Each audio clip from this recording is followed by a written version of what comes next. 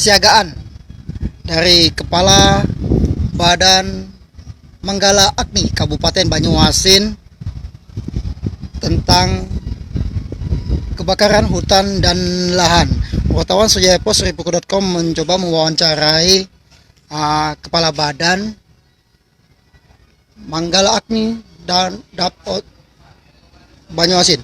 Untuk di wilayah Kabupaten Banyuasin sendiri, Pak, yang wilayah yang riskan akan terjadi kebakaran, ada berapa titik, Pak?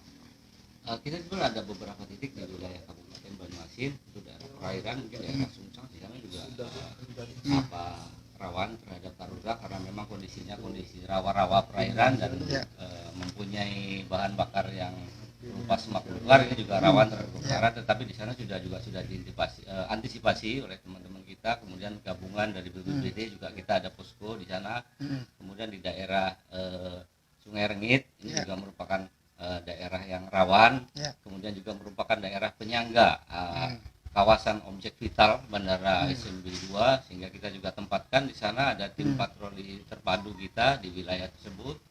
Kemudian di daerah Rantau Bayur ini juga merupakan daerah yang rawan karena di situ juga merupakan banyak daerah-daerah ada perkebunan karet, semak belukar, dan ada beberapa lahan-lahan yang memang belum terkelola, dan ini juga akan menjadi rawan pada saat musim kemarau karena memang bahan bakarnya sudah cukup tinggi. Harapan kita untuk kepada masyarakat yang ingin membuka lahan perkebunan, Pak, di musim kemarau ini bagaimana, Pak?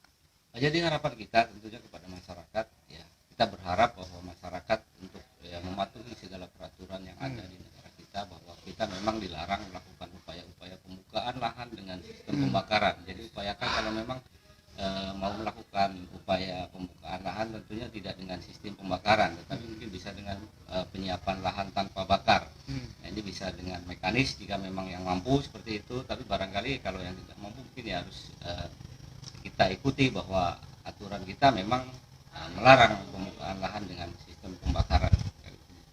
Oke, Pak. Nama lengkap kita siapa, Pak? Tri Prayogi, Pak.